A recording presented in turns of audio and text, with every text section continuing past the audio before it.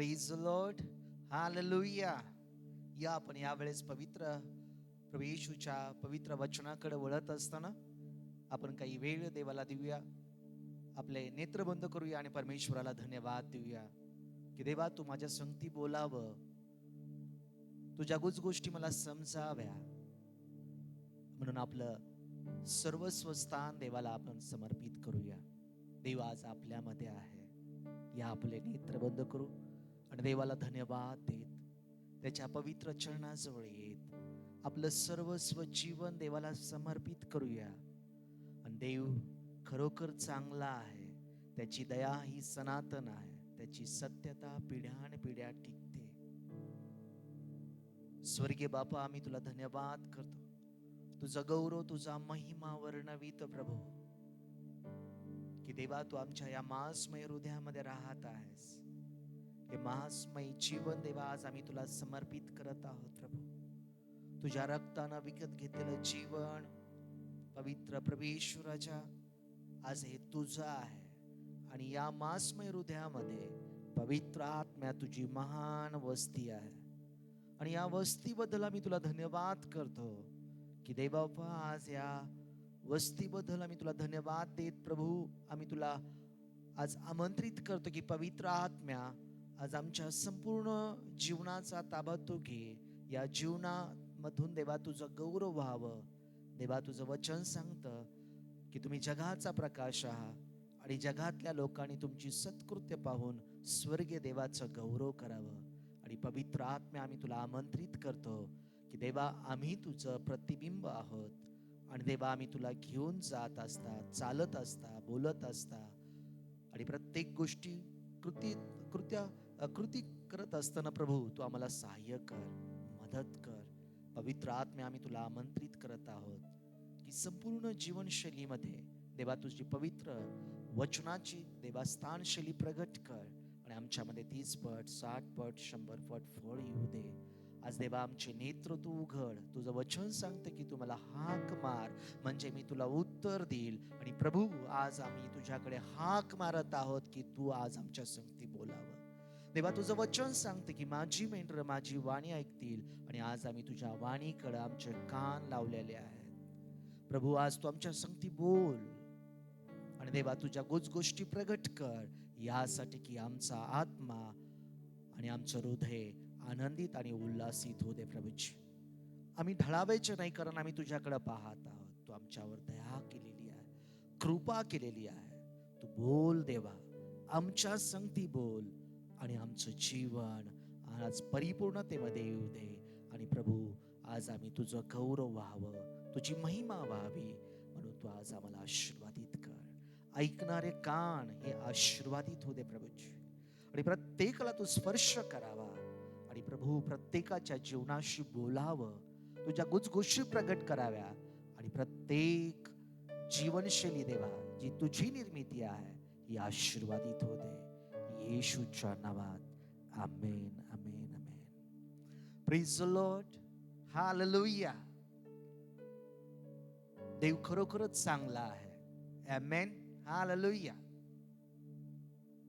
आपण काही वेळ देवाच्या वचनाकडे जात असता आपण नेहमीप्रमाणे घोषणा करूया की मी माझ्या महान चेहऱ्यावरती महान विजयाची घोषणा करीतो. Amen. Hallelujah. Praise the lord. Hallelujah. आपण सर्वजण आज आनंदित आहोत आणि खरोखर आजचा दिवस देवानं बनवलेला आहे. आणि या दिवसात आम्ही देवाचं गौरव, देवाचा महिमा करत आहोत. माझ्या प्रियानो, आज आपण देवाच्या वचनाकडे जाऊया आणि देवाचा शब्द आमच्या संगती काय बोलत आहे ते ऐकूया. कारण आम्ही त्याची मेंढरं आहोत आणि आम्ही त्याची वाणी ऐकण्याकरता आतुर आहोत. देवाचं वचन सांगतं, माझ्या मुला माझ्या वचनाकडं लक्ष लाव, माझ्या सांगण्याकडं कान लाव. ती आपल्या डोळ्यापुढून जाऊ देऊ नको, ती आपल्या अंतःकरणामध्ये रुजव. त्यापासून आम्हाला आरोग्य, भरभराट, सर्व प्रकारचा आशीर्वाद, अनंतकालिक असणारं जीवन आज आम्हाला देव देणार आहे. काय तुम्ही तयार आहात का देवाच्या पवित्र वचनाला ऐकण्याकरता? आपलं लक्ष त्या देवाच्या पवित्र वचनाकडे लावूया. आपलं कान त्याच्या सांगण्याकडे लावूया.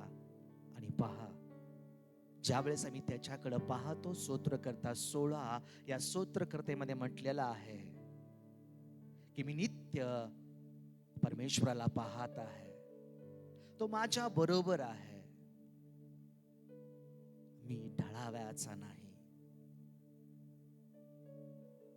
माझी श्रद्धा परमेश्वरावर आहे. त्याची कृपा मला ढळाव्यास देत नाहीये. मी ढळू दे म्हणजे त्याची कृपा मला ढळू देणार नाहीये. आणि खरोखरच आज आम्ही त्याच्या सानिध्यात आहोत. त्याच्या गौरवी पवित्र सानिध्यात जात असताना, त्याच्या वाणीकडे आपलं लक्ष केंद्रित करत असताना आम्ही आमचं सर्वस्व लक्ष त्याच्याकडे लावूया. आणि पहा, आपले कान आज आपण देवाच्या सांगण्याकडं आज लावू, की जेणेकरून आज आमच्या जीवनामध्ये देवाचा आशीर्वाद, देवाचं सामर्थ्य, देवाची पवित्रता, देवाची सर्व समक्षता आमच्या जीवनाकरता आशीर्वादित असणार आहे. माझी इच्छा आहे की तुम्ही माझ्या संगती स्तोत्र करता पहिल्या स्तोत्रकर्त्याकडे वळूया. आणि तिसरं वचन आपल्याला असं सांगण्यात आलेलं आहे, स्तोत्रकर्ता याचा पहिला अध्याय, स्तोत्रकर्ता पहिल्या अध्यायामध्ये आणि तिसरं वचन आपल्याशी आज काय बोलत आहे आपण पाहूया. तुम्हाला परिचित असणार हे शास्त्र पाठ आहे, परंतु त्यातलं तिसरं वचन आपल्याशी आज बोलत आहे. जे झाड पाण्याच्या प्रवाहाजवळ लावलेले असते, जे आपल्या हंगामी फळ देते, ज्याची पानं कोमेजत नाही, अशा झाडासारखा तो आहे. आणि जे काही तो हाती घेतो ते सर्व काही सिद्धीस जाईल. हालेलुया. सर्व काही सिद्धीस नेणारा परमेश्वर तुमच्या आणि माझ्या संगती बोलत आहे. या ठिकाणी आम्हाला पाहावयास मिळतं, शास्त्र सांगतं की जे झाड पाण्याच्या प्रवाहाजवळ लावलेले आहे. तुम्ही जर ऐकत आहात तर देवाचं वचन आज तुमच्या आणि माझ्या संगती बोलत आहे. आमचं व्यक्तिगत जीवनशैली ही झाडाप्रमाणे पाण्याच्या प्रवाहाजवळ लावलेल्या वृक्षाप्रमाणे असावी, की जेणेकरून आम्ही फलदायक ठरावं, देवाचा गौरव करा, देवाचा महिमा व्हावा. आमची व्यक्तिगत जीवनशैली ही आमची नव्हे तर त्या जिवंत देवाची आहे. पहिले करीत 6 आणि त्याच्या 19 आणि 20 वचनामध्ये आम्हाला पाहाव्यास मिळतं की तुमचं मांसमय हृदय हे देवाचं मंदिर आहे आणि या मंदिरामध्ये देवाची महान वस्ती आहे, जी पवित्र आत्म्याला दर्शविली गेलेली आहे. आम्ही मोलानं विकत घेतलेले आहोत आणि आमचं व्यक्तिगत जीवन हे पूर्णपणे देवासाठी समर्पित आहे. मला तुम्हाला सांगायचं आहे, बायबलमध्ये 2 झाडाविषयी उल्लेख करण्यात आलेला आहे. आणि स्तोत्रकर्ता पहिल्या स्तोत्रकर्तेमध्ये 3ऱ्या वचनामध्ये म्हटलेलं आहे की जे झाड पाण्याच्या प्रवाहाजवळ लावलेले आहे, जे आपल्या हंगामी फळ देते. आमचा संबंध थेट अशा जीवन वृक्षाशी आहे की जिथून तुम्ही आणि मी फलदायक ठरणार आहोत, आशीर्वादित आहोत, आरोग्यमय आहोत, शांतिमय आहोत आणि सर्व प्रकारची रेलचल आहे जिथून ती वाहत आहे. बायबलमध्ये आम्हाला पाहावयास मिळतं, उत्पत्तीच्या पुस्तकामध्ये 2रा अध्याय आणि त्याच्या 9व्या वचनामध्ये म्हटलेलं आहे, देवानं 2 झाडाची निर्मिती केलेली आहे. विशेष सर्व जातीचे झाड निर्माण केले, परंतु विशेष 2 झाडाला त्या ठिकाणी विशेष म्हटलेलं आहे. पहिलं झाड आहे जीवनाचं झाड, दुसरं आहे बऱ्या वाईटाचं ज्ञान करून देणारं झाड, अर्थात फळ. त्याचंही फळ आहे ना, याचंही फळ आहे. आणि दोन्ही झाडाविषयी आम्हाला शास्त्र सांगतं की जीवनाचं झाड हे झाड बागेच्या मध्यभागी होते, त्याच्या फळांनी जीवन टिकून ठेवते असं एक झाड आहे. दुसरं झाड बऱ्या आणि वाईटाच्या ज्ञानाचं झाड आहे. हे पण दुसरे मध्यवर्ती झाड आहे, जे नैतिक चांगले आणि नैतिक वाईट दोन्ही समज आणि अनुभव दर्शविते. जे ज्ञान आदाम आणि हवेला निषेध असं ठरवण्यात आलेलं आहे. हालेलुया. तुम्ही ऐकता का?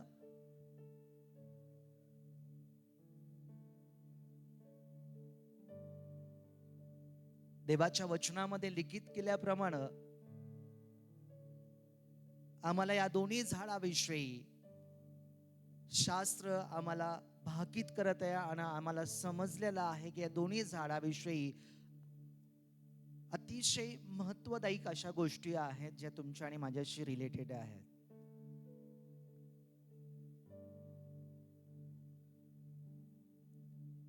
स्तोत्रकर्ता 1 आणि 3 वचनामध्ये जे वृक्ष आहे ते पाण्याच्या प्रवाहाजवळ लावलेला आहे. जे झाड पाण्याच्या प्रवाहाजवळ लावलेलं आहे, त्याच्या हंगामी फळ देते. बायबल सांगतं की जे आपल्या हंगामी फळ देते. हालेलुया.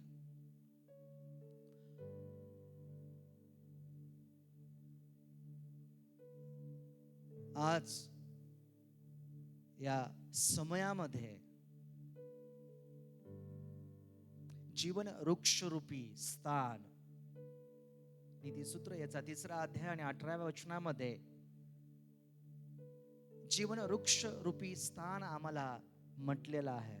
जीवन वृक्ष रूपी स्थान जे देवानं तुमच्या आणि माझ्यासाठी देऊ केलेलं आहे. हालेलुया. हालेलुया.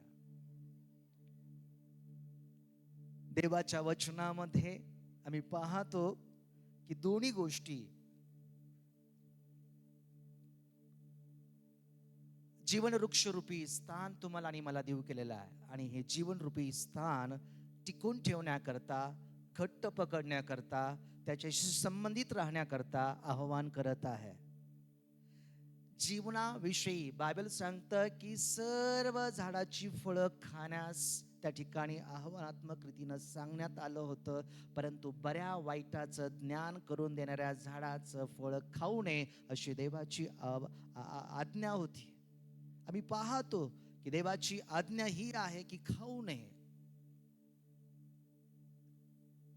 देवाची एकच इच्छा आहे की जीवन वृक्षरूपी स्थान अर्थात जीवनाचं झाड, त्यावरचं फळ आम्ही खावं. ही फळ का खावं? कारण तुम्ही आणि मी पूर्णपणे देवानं आम्हाला पूर्णपणे देवावर डिपेंड राहावं, अर्थात पूर्णपणे देवावर अवलंबून राहावं, ही देवाची इच्छा आहे.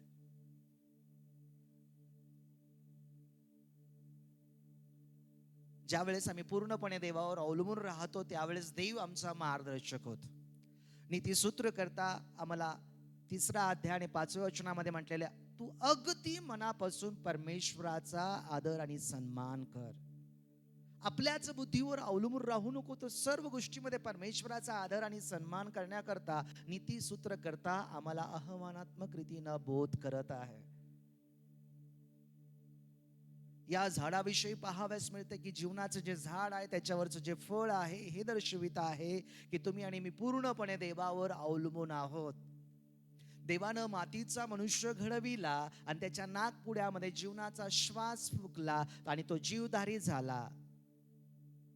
देवानं त्याला आपल्या प्रतिरूपाचा, आपल्या प्रतिरूपाचा, आपल्याशी समरूप असणारं स्थान दिलं, यासाठी की त्यानं हुबेहूब कॉपी म्हणजे देवाची हुबेहूब कॉपी म्हणून आज जगामध्ये प्रज्वलित व्हावं, ही देवाची इच्छा आहे.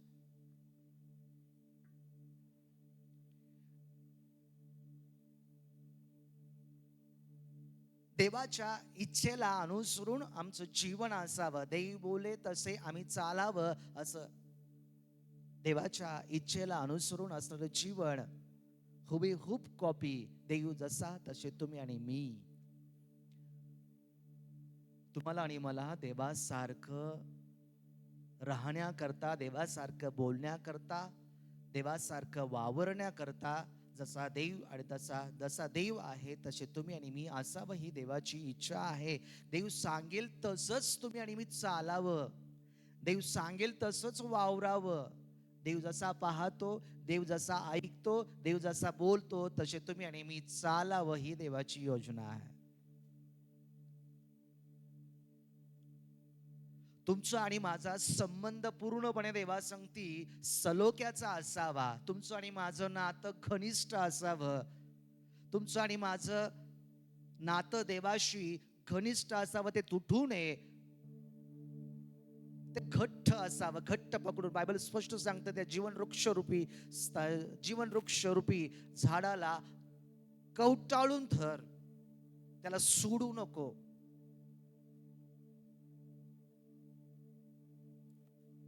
आज या समयामध्ये मला तुम्हाला सांगायचं आहे की योहानाच्या पुस्तकामध्ये 15व्या अध्यायामध्ये आम्हाला पाहावयास मिळतं की तुम्ही माझ्यामध्ये राहिला, माझी वचनं तुम्हामध्ये राहिली, तुम्ही माझ्यामध्ये राहिला व मी तुमच्यामध्ये राहिलो, म्हणजे आम्ही फलदायक असणार आहोत. मी वेल आहे, तुम्ही फाट्या आहात. आणि माझ्या वाचून तुम्हाला काही करता येत नाही जर तुम्ही आणि मी वेगळं राहू.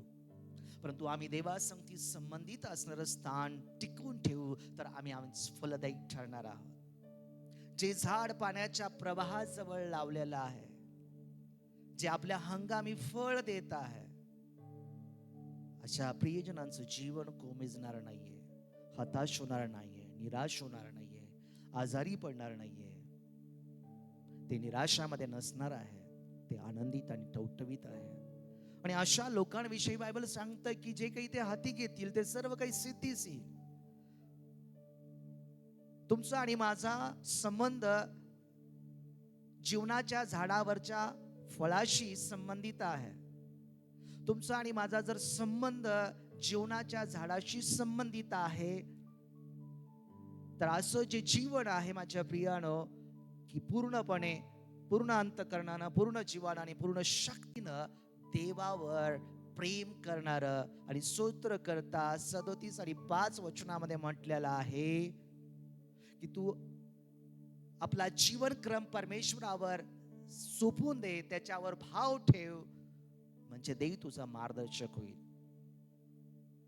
ज्यावेळेस आम्ही पूर्णपणे देवावर अवलंबून राहायला शिकतो, अर्थात आमचं सर्वस्व जीवन त्याच्यामध्ये मुळावून टाकतो, त्याच्याशी संबंधित होतो, त्याच्या सारखं होतो, त्याच्याशी समरूप होतो, त्याच्या प्रतिरूपाचं आम्ही आपलं स्थान प्रगट करतो, त्या वेळेस माझ्या प्रियानो बायबल सांगतं की आमच्या जीवनामध्ये तो स्रोत वाहतो, जो स्रोत आज आम्हाला अत्यंत गरजेचा आहे, जो सार्वकालिक जीवनाचा स्रोत आहे.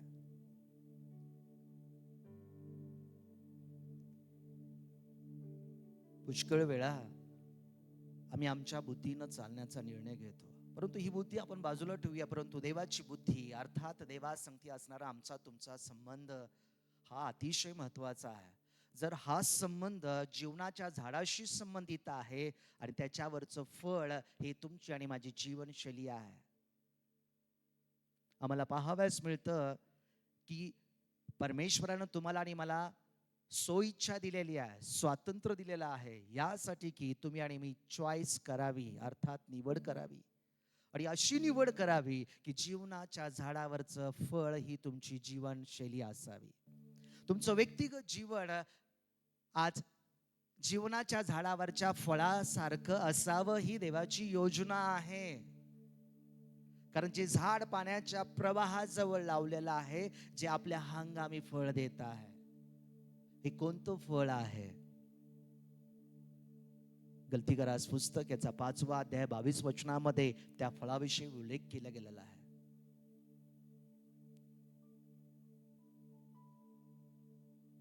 ज्यावेळेस तुमचा आणि माझा संबंध देवासंगती थेट डायरेक्ट भिडला जातो, तो आणि तुम्ही एकत्र येऊन जीवन जगता, तुम्ही अलौकिक असता. तुम्ही त्या सामर्थ्यामध्ये चालता जे अलौकिक आहे, अद्भुत आहे, महान आहे. तुमचा आणि देवासंगती असणारा संबंध ज्या वेळेस येतो, त्यावेळेस तुम्ही तुमची बोली माझ्या प्रियानो तुमची नसून ही देवी बोली असते.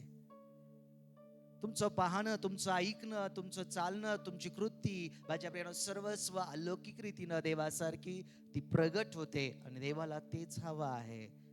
माझ्या प्रियानो, आज तुम्ही ऐकत आहात का? देवाला तेच हवं आहे की तुम्ही आणि मी देवाचंच ऐकावं, अर्थात देवासंगती संबंध ठेवावा, देवावर पूर्णपणे अवलंबून राहावं.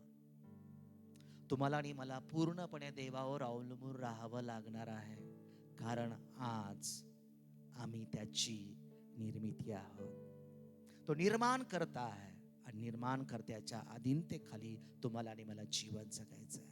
बायबल सांगतं की तुम्ही देवाच्या अधीनतेखाली या, त्याला अडवा, म्हणजे तो तुमच्यापासून पळून जाईल.